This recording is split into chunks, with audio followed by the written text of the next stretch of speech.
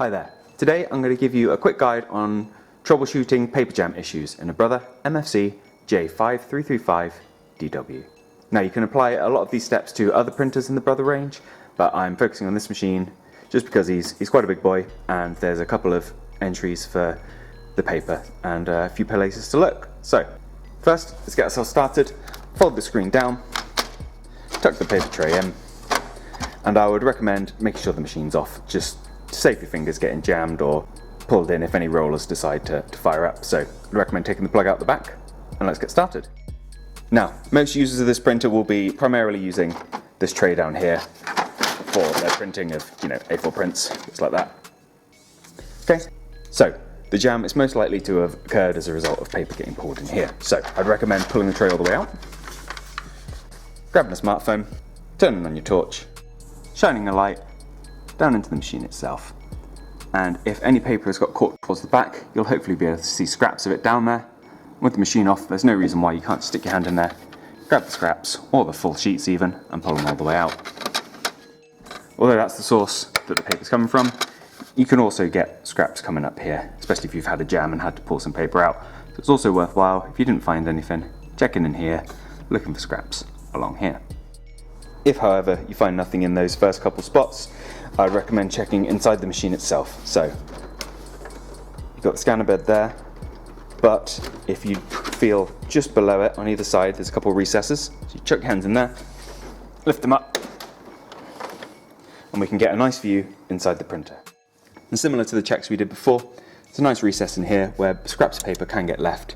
There's nothing really to see. It should be pretty evident if there's anything in there. There's no real deep recesses to shine a torch into. Just have a good look before we move on to the back of the machine. So I'm going to close this down and spin the machine around now.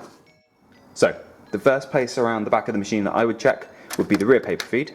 So if it's not already back, pull that back and have a good look in here. It's another instance where you'll probably need your torch, but it's well worth doing. I've pulled hairbands, paper clips, all sorts out from gravity fed paper feeds like this, and it's definitely worth a few seconds of your time just to make sure there's nothing in there, scraps of paper or otherwise. But assuming that's clear, I would recommend checking the rear hatch on the printer, which I can only presume has been designed exclusively for this. So we pull that down, should come down relatively easily. We'll get nice and close, and you can see it's quite a deep recess in there. It goes all the way back through to where we were looking previously, so you've got pretty good coverage of places it could come from. Get down nice and low, check up here, there's a few little places it can go. Any scraps, any full sheets of paper, should be pretty evident. But failing this, get your printer put back together, turn it on, and I'll see you in a second. Now, as a final attempt at fixing this ourselves, unlike a lot of printers on the market, there's a automated feature which allows you to try and push through any paper scraps that may be in the machine that you can do from the printer itself. So, first of all, we get into settings by pressing this spanner and screwdriver symbol here. Then we go into maintenance, and then it's the third option down here, remove paper scraps. So click on that, and your machine will now be asking you to pop in the included maintenance sheet into your printer. If you're anything like me, this probably isn't around anymore, but thankfully you can use a sheet of substantial photo paper, pop that in as an alternative.